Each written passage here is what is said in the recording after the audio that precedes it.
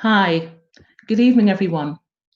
I'm Margaret Tickpoe, and I'm the chair of the RCGP Humber and Ridings faculty. We're based in northeast of England, and I'm currently a GP working in Hull and have been now for around 10 years. I'd like to welcome you all to our next in the series of live panel events that the RCGP is hosting for our members. This week is the first in a number of events planned, which will be addressing our BAME membership. In a few moments, we will be talking about how we can support our colleagues in general practice. If you haven't watched before, these sessions are essentially about us being able to speak directly to you about what we are doing and how we are working for you and your patients during this difficult time. You can put your questions to our panel using the hashtag RCGP Together Live on social media, or write them in our online member forum. Our panel members, who I will ask to introduce themselves shortly tonight, include Professor Amanda Howe, President of the College, Professor Maya Lakhani, immediate past President of the College, Professor Mike Holmes, Vice Chair for Membership and International, Dr. Siggy Joseph, Executive Officer for Professional Development in RCGP Scotland, Professor Camilla Hawthorne, former Vice Chair for Professional Development, and Dr. Sham Mathurin Charles, an F1 doctor and former President of the King's College London GP Society. Now, over the past few weeks, these panel sessions have looked at predominantly how COVID-19 has impacted on the health service. And as we've said and heard in previous sessions, it hasn't been the great leveller that some have described. In fact, it's exposed some of the worst parts of our health system. We've seen a disproportionately large impact on us as BAME doctors and patients. And this inequality isn't just a symptom of COVID, but something that we all know existed already. Earlier this year in February, the workforce racial equality data showed that 1/3 of BAME staff in the NHS are still being bullied or abused in the NHS.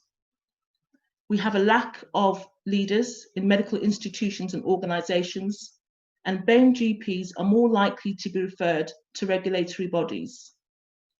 We are seeing differential attainment in exams, facing racism in practice from colleagues and patients, and we're also seeing poorer outcomes in BAME patients.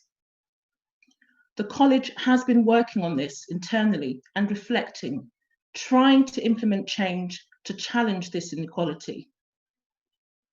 2 years ago, you'll remember Maya Lakhani held the college's first in-person listening exercise for Black GPs at the RCGP headquarters in London. And from that group evolved the RCGP BAME working group. COVID-19 has laid bare what we have known for some time about inequalities in the health system and society. It has been a catalyst for change. We also know the killing of George Floyd reignited the Black Lives Matter movement across the world and has awakened activism and awareness in all of us and in institutions. Every loss of life is one too many. We've lost 12 GPs, of which 11 are from our community. Some of us have suffered personal losses in this pandemic, with real understandable worries and fears about how we are going to coexist with the virus, given the real threat of a possible second wave. Now, a number of us have also been here before, but in my lifetime, the difference that I've noticed is that in recent months, there's a real will by everybody to try and make a change for the better for all our BAME members and patients. This evening, over the next hour, our panel will discuss your questions on our experiences within the health service and during the pandemic, and what institutions like the college, as well as our individual white allies, can do to address those inequalities. We'll be putting your questions to our panel, and I'd like to start by asking each member of the panel to say their name and where they practice, or any other roles in the health system that they have. So if I can start with you, Amanda. Thank you. Thank you, Margaret. Thank you, colleagues and everybody who's listening. I'm a GP in Norwich. I trained in London. I've worked in the north. Now I work in the east. I've also had an academic role. I've travelled a lot and done a lot of international work with GPs all over the world through our, among other things, our parent body, World Organization of Family Doctors. So I guess I've had quite a lot of different cultural experiences in education and in practice. And that informs how I think, but I've got a lot more to learn. So I'm really looking forward to tonight. Thank you. Thanks, Amanda. And now for Maya. Sorry, Maya, just need to unmute yourself. Mike. Hi, everyone. Thank you for inviting me to be on this panel. So I'm a GP in Leicestershire. I work in a small practice of about 4,500 patients.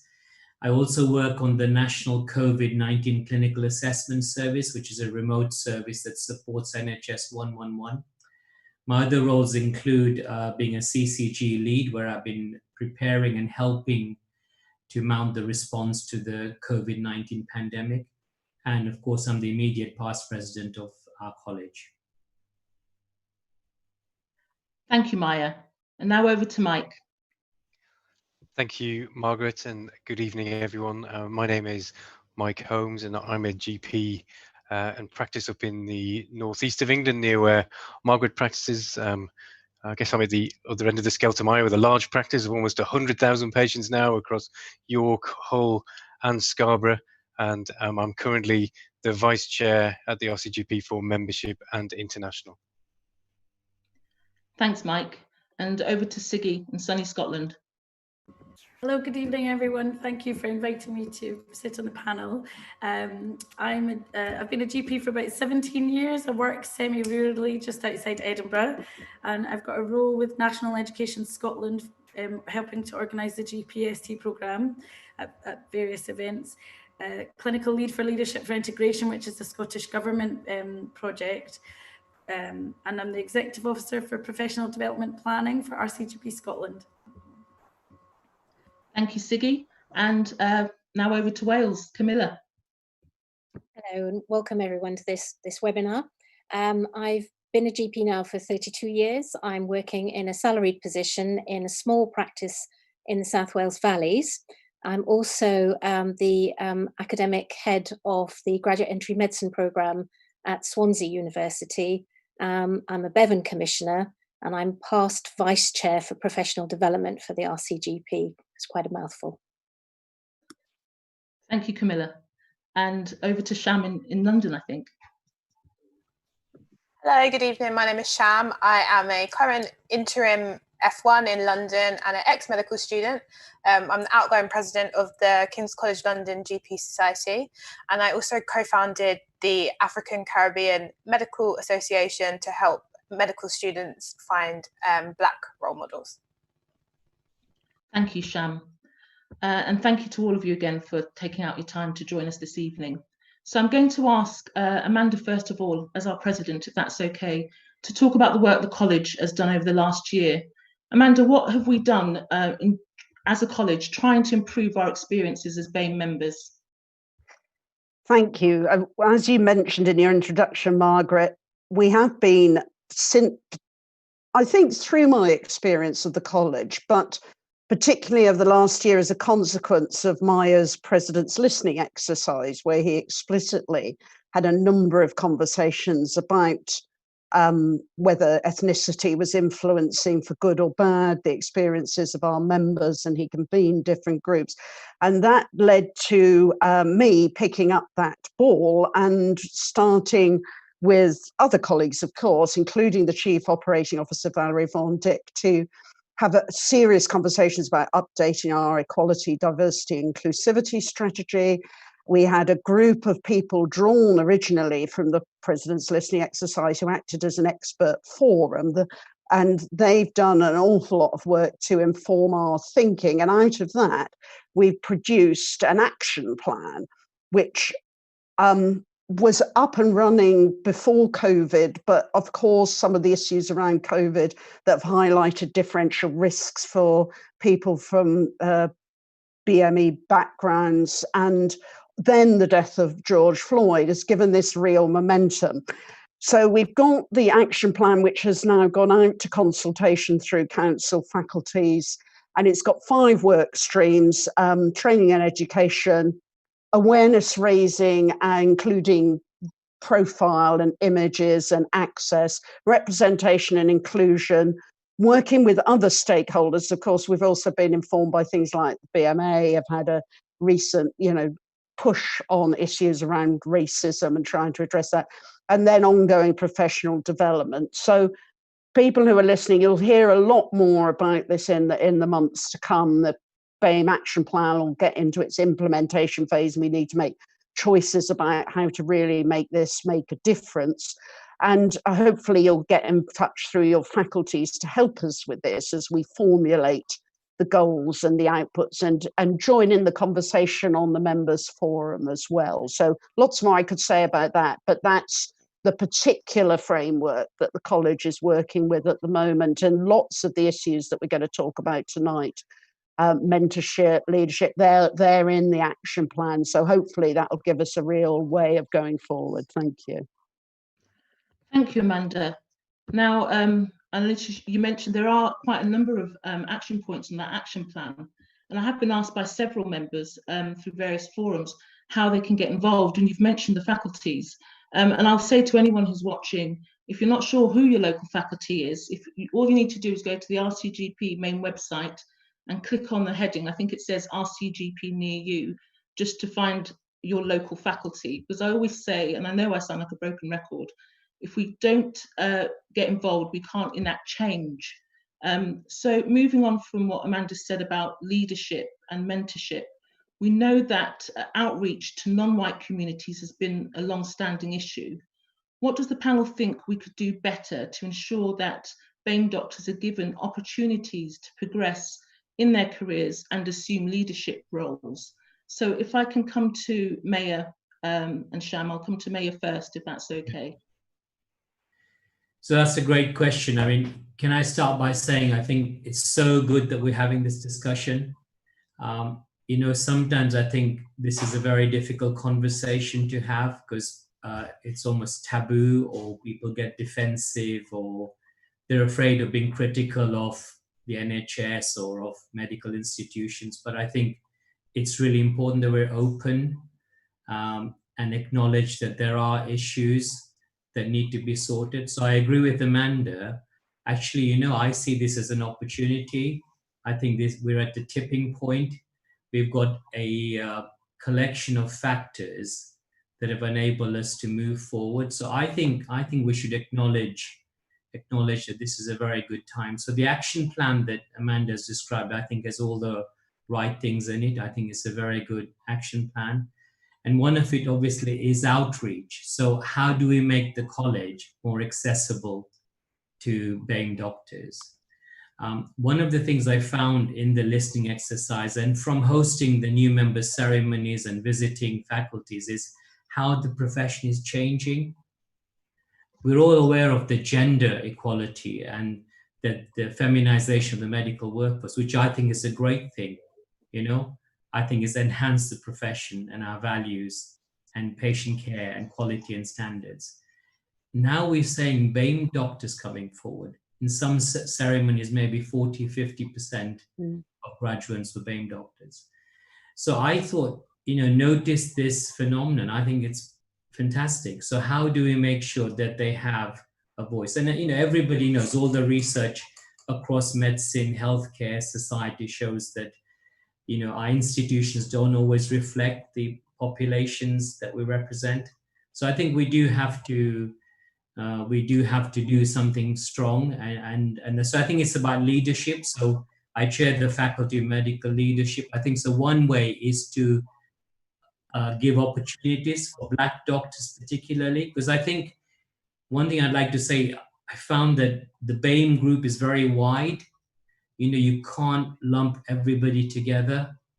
It doesn't do that justice. Obviously, we have that frame, and it's a formal framework. It's in the census, but actually within that there are different needs, which is fine. So I think inclusion is the key point. So I think having events like the Black GPs event was very powerful for me. I think it was one of the highlights of my presidency. It wasn't part of my plan when I became president to hold such an event, but it immediately became clear to me from the ceremonies and talking to people that this is something that we have to respond to. So I think having specific event and fora. The other two things that I think would make a big difference is around leadership. So maybe at council level, encouraging people to stand for council, maybe considering representation for Black Doctors Association, like we started with what used to be the British Overseas Doctors Association, and then it's now become BIDA. And I hope very soon, wouldn't it be great to have through outreach and through these initiatives, through role models, mentoring, that we will have a Black officer. I'd really like to see a Black officer in the college, very soon. And I think that's possible because I've met some amazing Black doctors. They make such a great contribution to medicine, healthcare, but they're not recognized or celebrated enough. In fact, on my CCAS work, the COVID-19 response, I have noticed that a large number of doctors who are doing work like this, shifts, middle of the night, hot hubs, are actually BAME doctors, even though their risk may be higher. So I think great opportunity. I think outreach definitely is a way to do that. So I think we need strong action. We need to have some really great ideas and creativity, things like allyship and racial equality education and training. We've made our name through education and training. Who better than the college to bring people together to actually do racial equality education? So just some thoughts to begin with about, I think it can be tackled. I think we can lead the way. In many ways we are with that event and the action plan that we've got now. But it's got to be a co-production. I don't think we can say it's just for us in London or in Scotland or in the faculty solve it. It's got to be a co-production. I think that's the way forward. Thank you, Maya. And I can remember that event. I think I recall ringing in virtually, but it still had a very profound effect on the Black GP community. So Sham, if I'd ask you, as a junior doctor starting out, what do you think the college could do better to enable people like yourself to progress their careers? Yeah, so I think what Professor Lakhani mentioned about trying not to lump sort of BAME people together as one thing and like avoiding tokenism. Okay, we've got one Black doctor, we've ticked the BAME column. So I think it's important that our white allies come forward and sort of nominate their BAME doctors that they know with the qualities to fulfill these leadership roles to come forward and enable them to do so. I think people like me, I tend to come forward for roles and anyway, but often you can feel like you're forcing your way into something. So I feel like we need the allies to help enable us and promote us in spaces where we ought to be anyway. Thank you. And I think having those leaders and role models, I mean, when I was starting out in faculty and we had, Maya as president, and I went along to a conference and saw Camilla, I think it was 2018, talk about medical curriculum. I was in absolute awe because I realized, oh my goodness, that there are people in leadership roles in the college that I hadn't fully appreciated. So if I can actually come to you, Camilla, and ask you, do you think having more BAME role models and leaders would encourage the next generation of BAME doctors like Sham to get more involved in the college?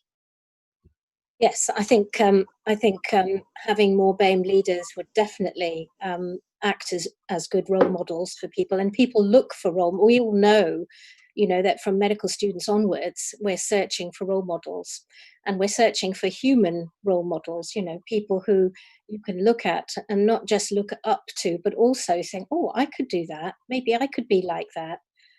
So I think that's very important. What I did want to say about all of this, though, is that we've got to say that this is everybody's responsibility. I think as a BME doctor, I actually feel tired about the way in which we always have to do the fighting for ourselves. And I think this is now, we're seeing with the Black Lives Movement campaigns, a lot more white people getting involved than used to do decades ago. And the same thing should be happening here. And it needs to come from the top. We need our white leaders to stand alongside us. We need them to listen to what different people are saying, because as people have said already, as Sham has said already, there are different stories to be told. And people need to understand, they need to actively listen and understand. And that's part of the bystander training that we're talking about as well. We need, when something bad happens, we need our colleagues to be able to stand up and say, actually, that's not acceptable. That's not right. That shouldn't have happened. Let's just get this sorted. And that very often that doesn't happen. In my role in Swansea, medical students have been very affected by the BLM movement.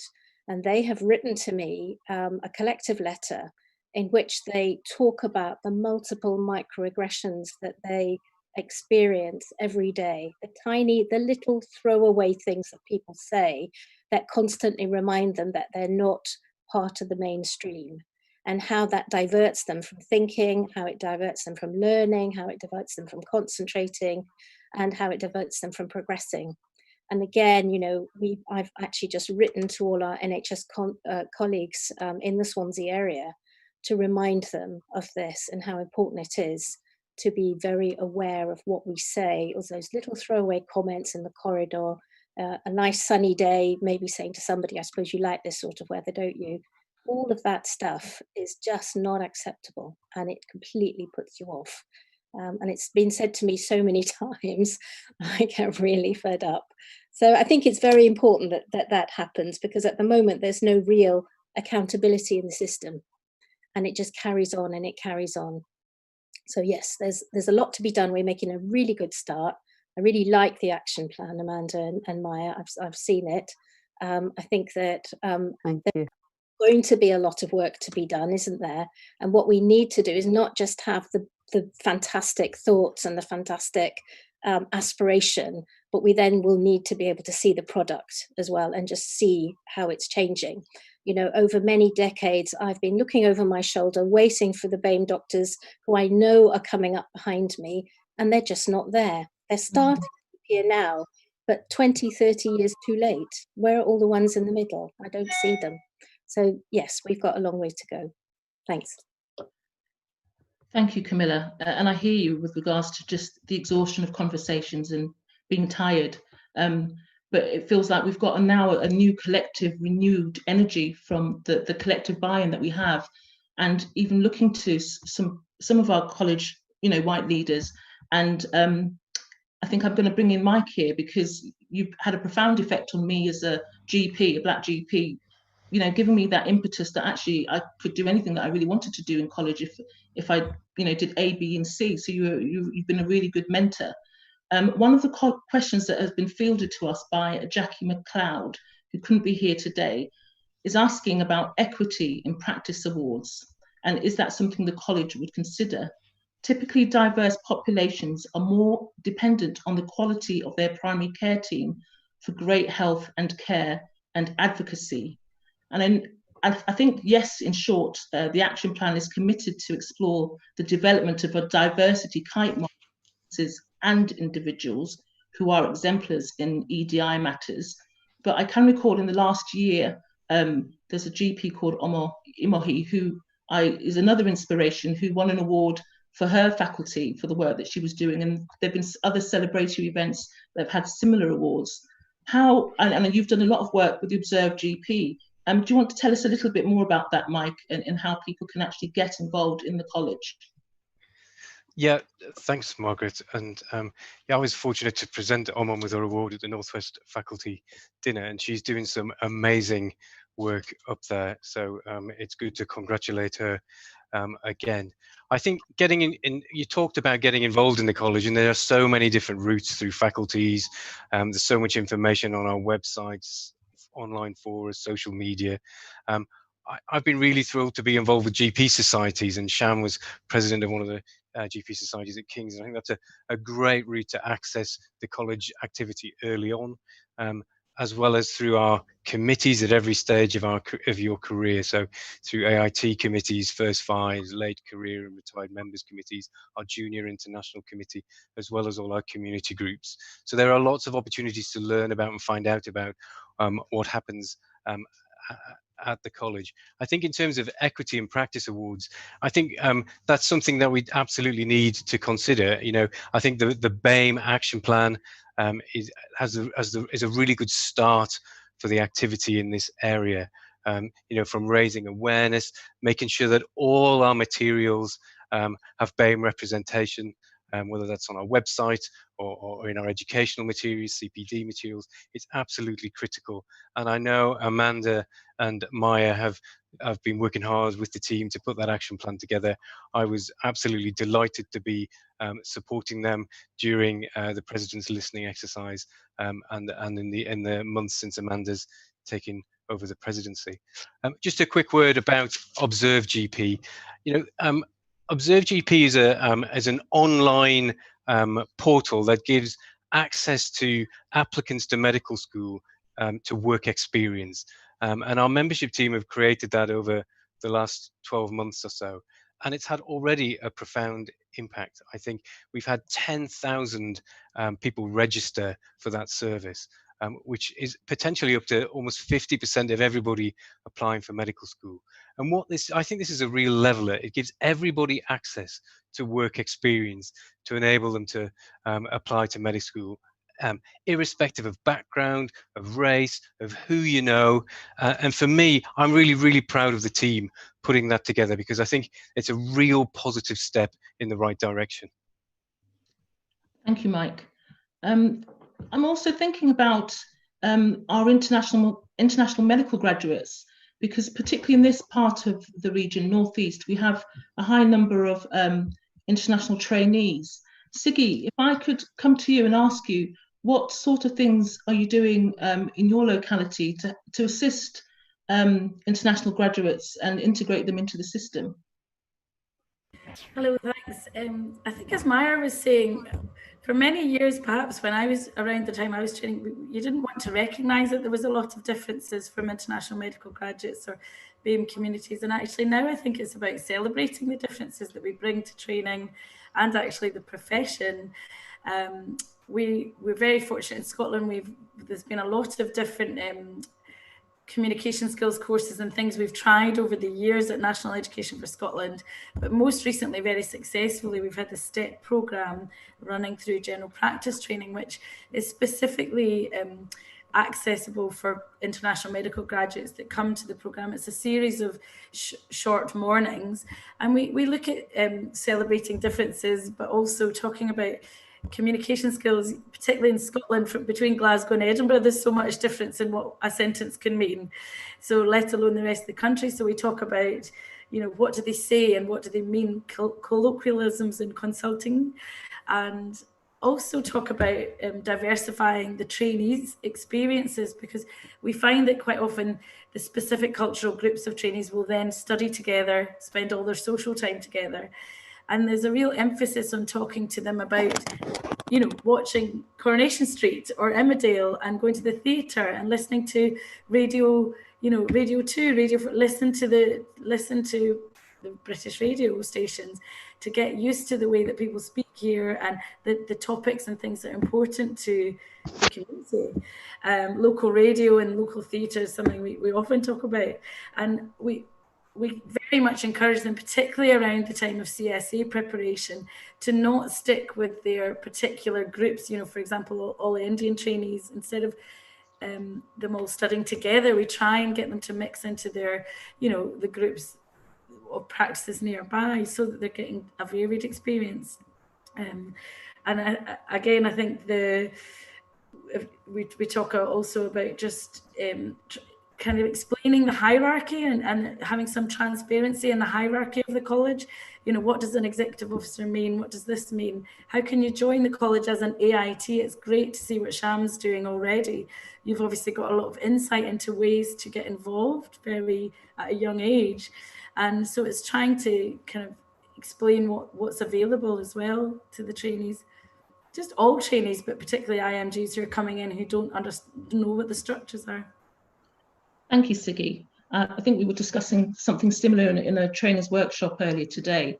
But I often find that sometimes, even though we are asking our international graduates who are unfamiliar with the terrain they find themselves in, it's difficult for all sorts of reasons. But sometimes there is a degree of trainer biases as well. And you might be aware we have a trainee called Toby who's on the BAME working group, who's submitted letters to both our chair and Health Education England with regards to this matter. I mean, what does the panel think with regards to how we address those biases within the actual system itself that often present themselves as barriers to our international graduates from progressing? So if I come to Maya, please, thank you. Just need to unmute yourself, Maya.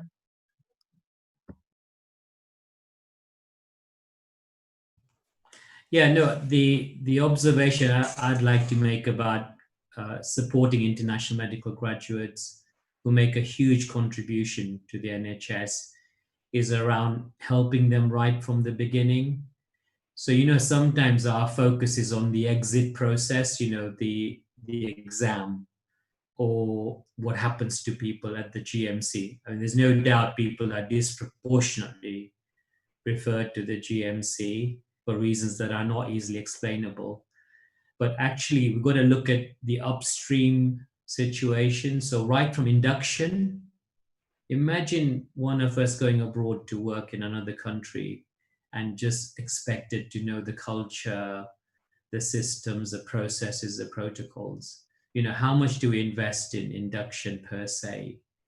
And also the accommodating the learning styles and understanding people's different approaches, you know, which are all valid, you know. Sometimes we start at the wrong end and say, well, it's the assessment that's faulty, you know, or the GMC process or some other process, you know. So I think it's about support. I think 44% of GP ST1s are IMGs. That's last time I looked at it. It's an incredibly high number. And I know when just before I left the presidency, Mike and colleagues were looking at a support program. And I think, Margaret, I think you have an excellent scheme to support people sitting the MRCGP and helping them attain that qualification. So I think it's a complex issue. It has to be acknowledged, but I think it's got to be a whole pathway support mechanism and to be really positive about that. Thank you, Maya. And in terms of support, because you mentioned support, there's a couple of questions that have come through on social media via Instagram. And Mike, if I can ask you this one, on international medical graduates, is there anything the college is doing to protect those who are experiencing issues with their visa in the current climate?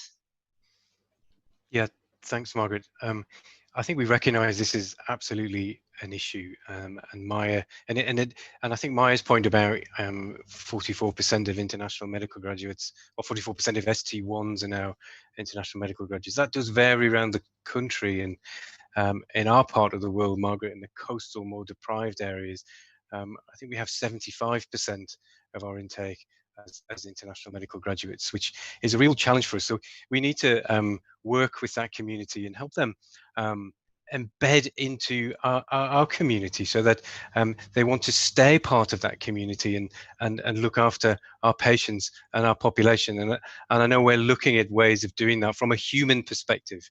And we're listening to the population and understanding the challenges they face. And what we're hearing is that visas are an issue, that their training visa does run out at the end of training, and that causes significant problems for people.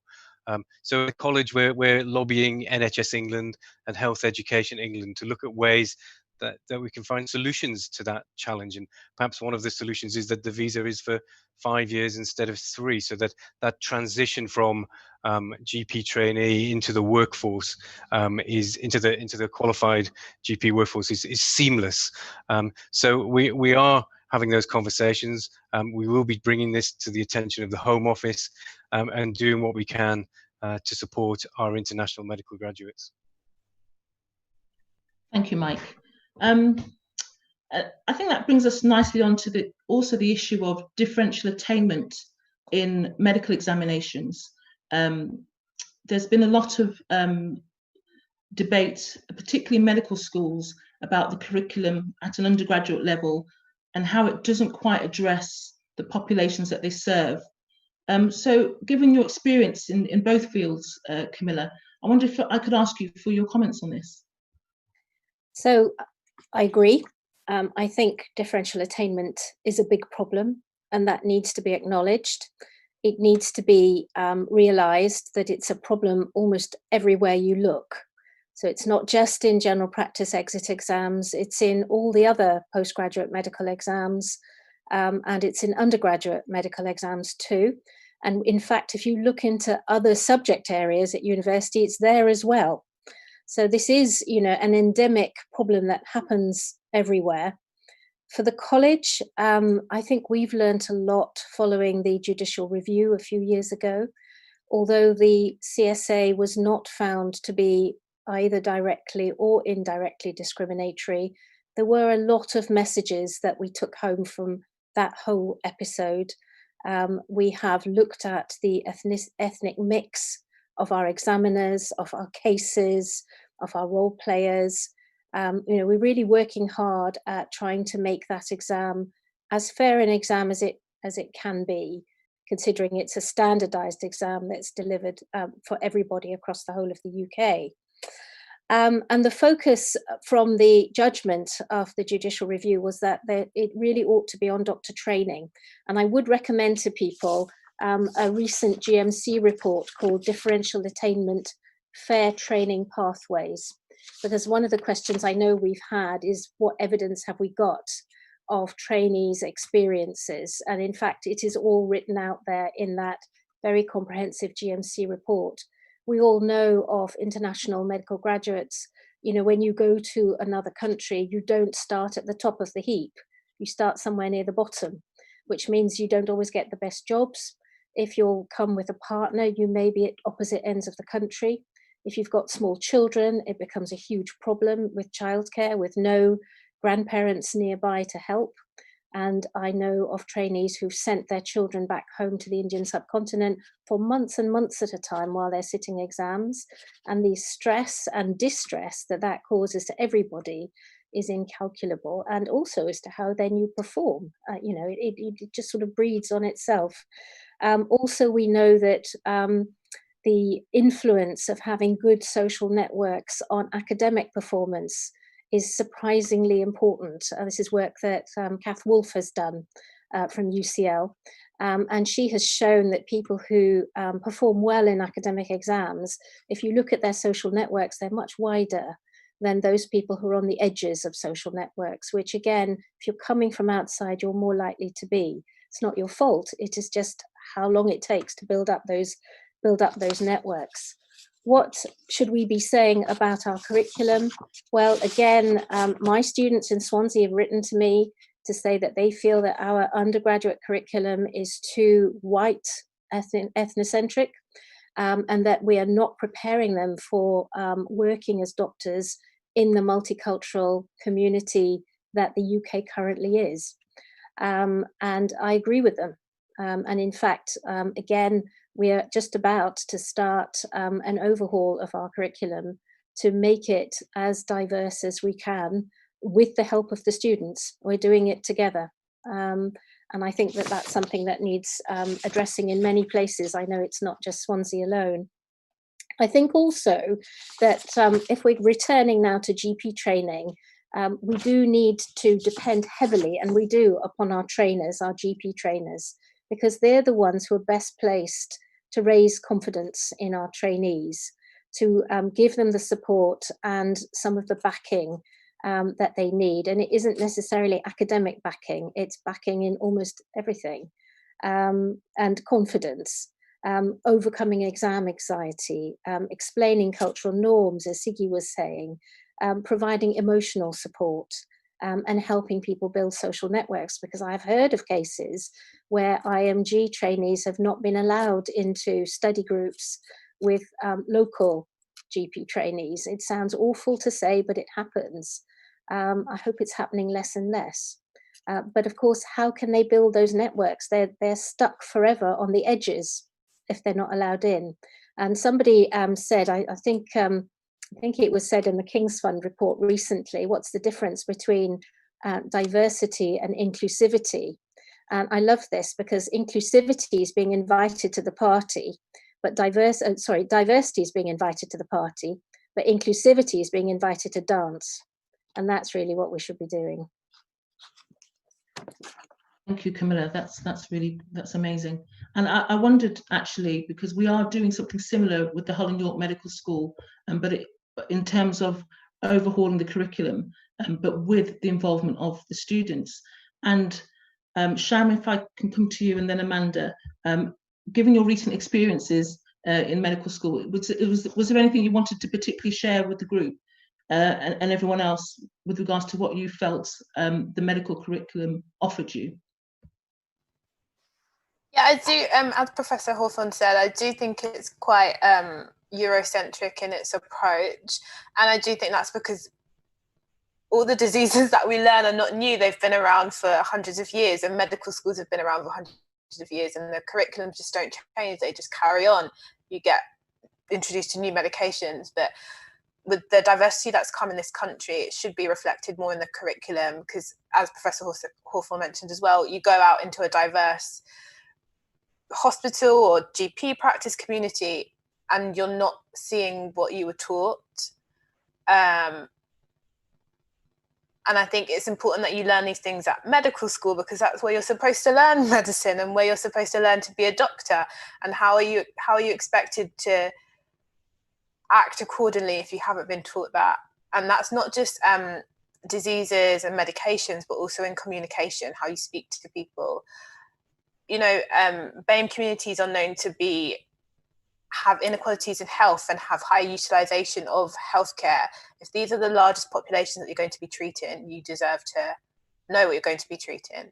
So I think it's a good idea that curriculums are getting overhauled, and just being opened up to the communities that we live in is so important to students and doctors as we move forward in our careers. Thank you, Sham. And I think there is research to back those statements up, in that if we have deep health inequalities in our workforce, that does impact on the care we provide to our own patients. So sorry, Amanda, I know you wanted to say something as well. No, just three small points on the same theme, absolutely what Sham just said. That's why it's fantastic if members, GPs and their teams will have students on placement, because you can actually get them out to meet the people. And then also we avoid the stereotype that people only think, you know, about ethnicity when there's a risk factor or some negative image. We have to both make sure that students meet real people and are empowered by those encounters, but also overhaul the curriculum, as you say, audit, for example, our case scenarios and make sure that they reflect positive images of all our people around the world, not just, you know, when there's a problem.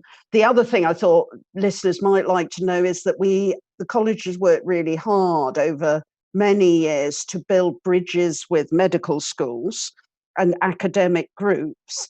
And there was a parallel conversation to this about an hour ago with the heads of teaching, GP teaching in all the medical schools of the UK, talking about decolonisation of the curriculum and working with the GP societies and positive role models and the problems or the possibilities of the same thing at faculty level, you know, where people get in the role models there. And I'm proud of the college that, in fact, we've done a lot of work with those academic groups. You know, Sham's given us some examples, but I think that's another example of working with stakeholders to strengthen the alliances and to really make sure that the curriculum and the teaching is fit for purpose. Thank you. Sham, did you want to say something? Yeah, I just give a shout out to the Mind the Gap book that came out of a student from St George's, just depicting dermatological skin conditions on black and brown skin. Something that's so small as that you wouldn't think would be a big thing. It actually really impacts on how medical students see things and study. So yeah, just wanted to mention that. Thank you. That's a good shout out. Siggy. Just very quickly, I was going to mention that different presentations with different ethnicities, but also recently we were going to organise a big kind of decision-making meeting in RCGP Scotland, and our colleague pointed out that we were going to have it on Eid. So it's also being aware that just like we wouldn't want to run, you know, CSA exams on Christmas Day, we need to think about the cultural important days for our colleagues as well, and our students, so that it's accessible and that they're able to focus on the task at hand. That's a quick point. Thank you. No, so it's a quick but a good point, because in Professor Fenton's recent report, there was lots to be said about cultural sensitivities, particularly in education. And what's been quite profound for me are the experiences that a lot of medical students have had as whilst they've been training, and GP trainees. And there's a question that's coming from Twitter.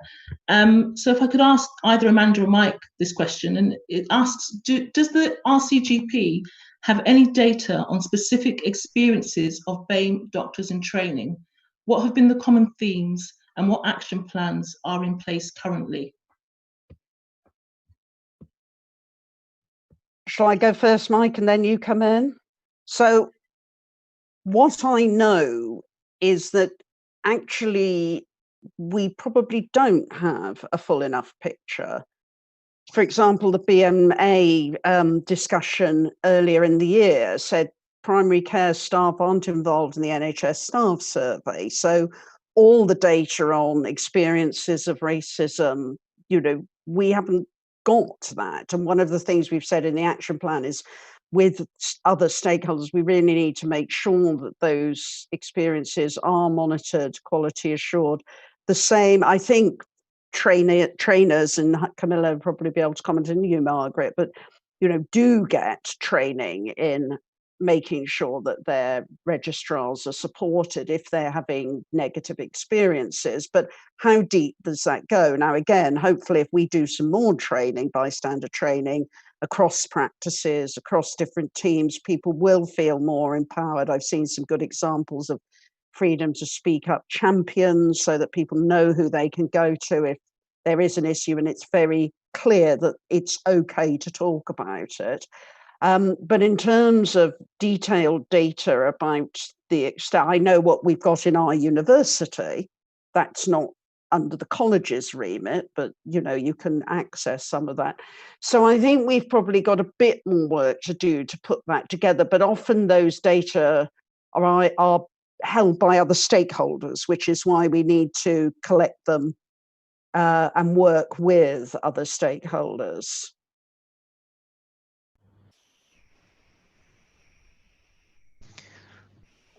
Can I come in here? Just to say that I've already mentioned it, but the GMC report actually has that the answer to that question, really, which was, does the RCGP have any data on specific experiences of BAME doctors in training? Well, this has been done by the GMC. We don't need to repeat it. We already know this.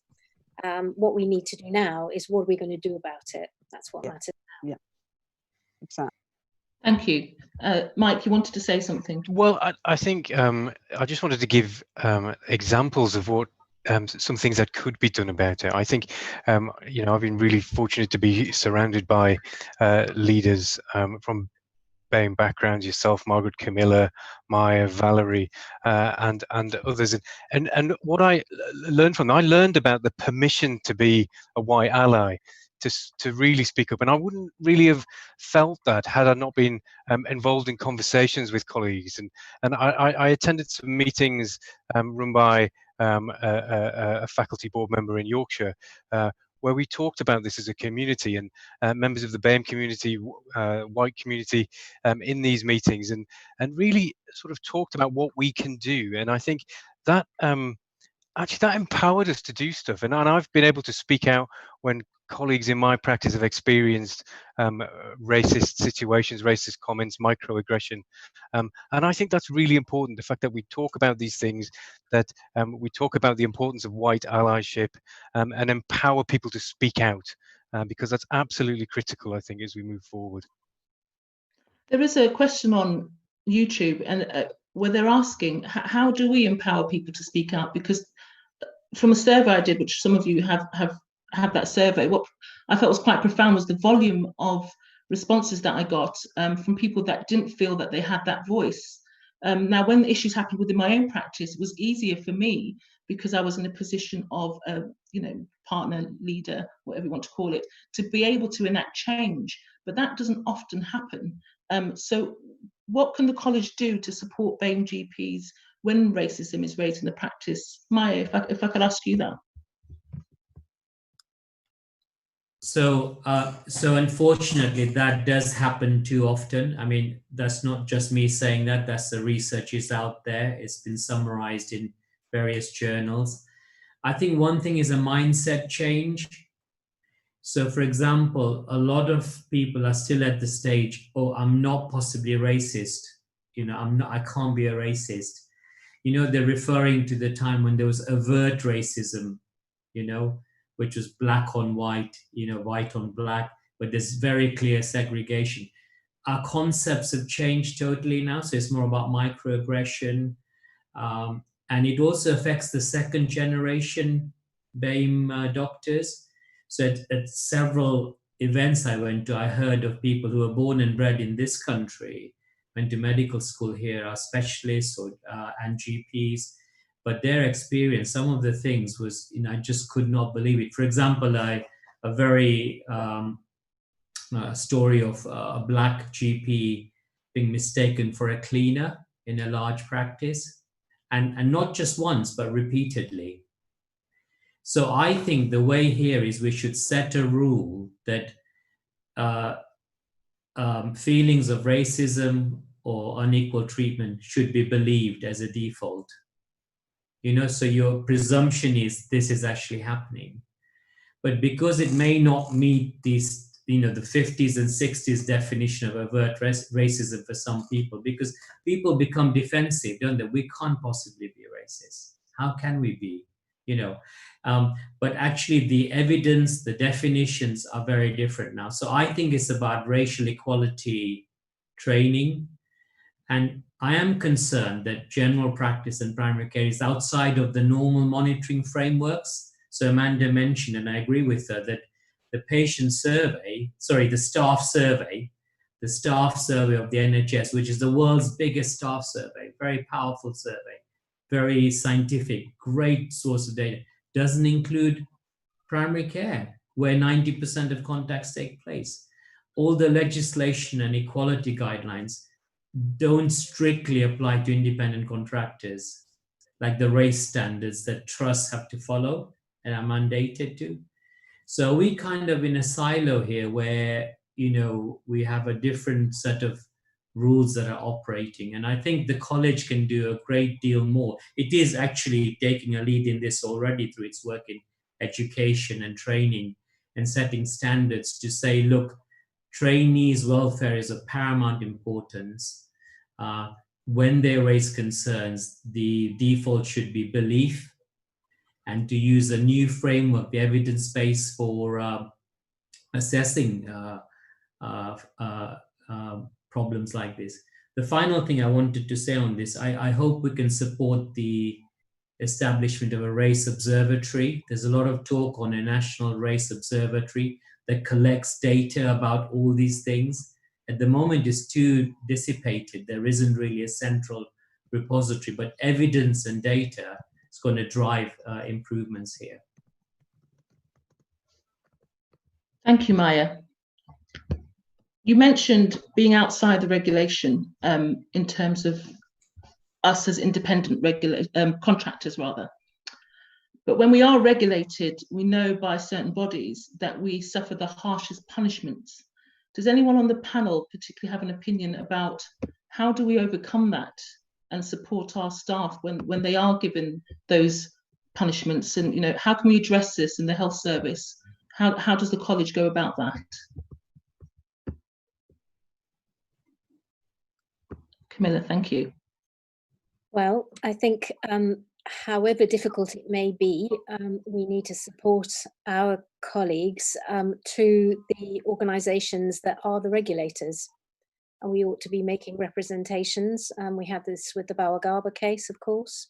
And, we perhaps, all of us, should have been much quicker off the mark in saying what many of us were thinking. And I think that, you know, this is about calling things out and having the courage to do that. And that has to come from the top of our organisation. It isn't, although every member does it too, but it also needs to come right from the top echelon. Thank you, Camilla. And going to the top, Amanda, I wondered if you could possibly tell us how we can get involved, and particularly how can members feed into the action plan, because I think that's going to be really important and pivotal in how we move beyond statements into workable solutions. Thank you. Yes, I'm going to sort of do a very practical, slightly boring answer, and then I'm going to do something more exciting. So the way the college works is, you know, when we get to a certain level of thinking, and remember I said, you know, the thinking through Myers, President's Listening Exercise, picking up lots of different strands, the exam, all these things we've talked about, come together over the last 6 months with the concerted group, quite widely consulting to produce the action plan. And then what happens with a college paper, once it's been discussed, it goes to council members, it goes out to faculties, they chew away on it, it comes formally to one of the councils and gets debated. And then when it's signed off, it moves into implementation. And this is the period when we got a bit pushed back by COVID, but, you know, we're coming into September council. So in this 6 weeks or so, the paper is out for the usual college structures. And it's not finished, but, you know, people can get the gist of it.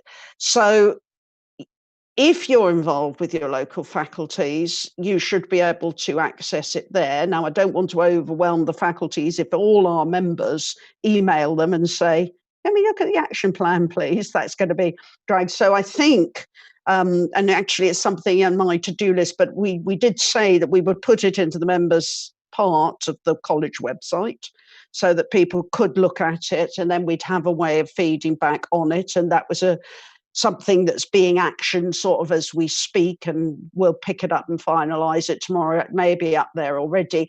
And then on the members forum, which is an online looser discussion, you know, people can have debates there, and I'll look at it and we'll pull ideas back together. Once it's out, you know, it's signed off, then we'll be moving into implementation. And that's again where members may well be saying, well, you know, I've done some really good training and I'd really recommend this for other teams. And we'll be wanting to draw those examples of good practice and actually make choices about the CPD models, the training models, the things we've said about data. Of course, we've got colleagues who are specifically involved with other stakeholder groups, the question about the survey, so on and so on. So I think that some of it is just have a look at it, pop us an email, tell your faculty board what you think. And then if people want to be involved in the particular products, I think, again, that will filter in and out through the faculty structure, which is how we normally work. But social media is part of that, and that gives people a lot of opportunity as well. And all our committees, so the first 5, the AIT committee, you know, all those groups can have that discussion too. I hope that makes sense. You know, so there's a phase at the moment to have the consultation, but there'll be loads and loads and loads of stuff happening after this, which is the point, isn't it? Yeah. Thank you, Amanda. Maya, I'm being prodded for time, but do you want to say something very quickly? Just based on that, so I think Amanda is absolutely right. I think the action plan is a springboard for progress. And I just wanted to say that recently in Leicestershire and in a lot of other meetings I've been on with Zoom meetings and pandemic meetings, you know, there are very few Black leaders on the call. And I don't know why that is, when in fact we know from graduation ceremonies there's so many great Black doctors around. So I hope we can work together to actually get that sorted. So I think Black leaders within the college, we may need to think through, are the existing mechanisms that we got involved in, which was the faculty, national ballots, committees, they're really good. You know, I came up through that. do we need to create more opportunities for people to be involved? But I think the key thing to say is, this has been a great discussion, because, this issue can become very toxic.